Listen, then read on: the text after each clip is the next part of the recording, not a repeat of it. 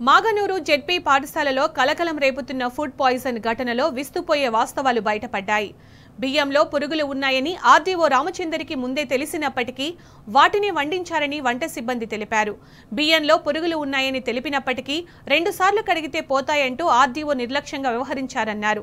బియ్యం కడిగినా పురుగు వెళ్లలేదని చెప్పినా ఆర్డీఓ మాత్రం పట్టించుకోలేదన్నారు వంట సిబ్బంది.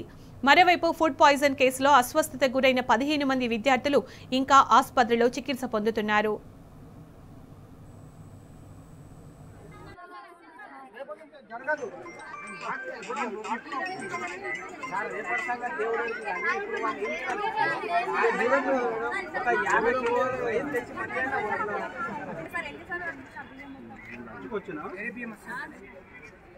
మేము రేపటి నుంచి కొత్త బియ్యం తెస్తున్నాము. వండి మన పిండిని తెలిసి మనం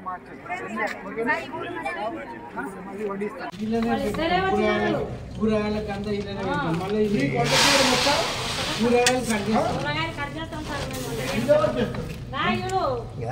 అది కాదు బకెట్ తీసుకుంది. వాళ్ళ గురించే మాట్లాడుతున్నాను.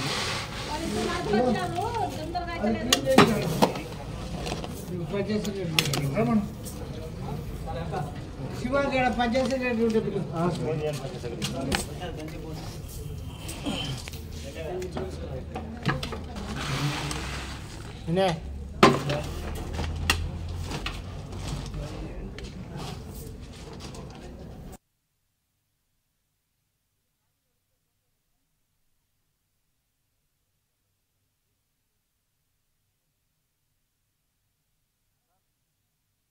చాలు కడిగితే పోతుందమ్మా.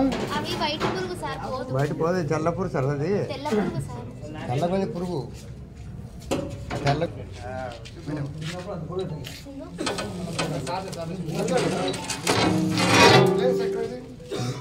అన్నీ హలో తీసుకెళ్తా.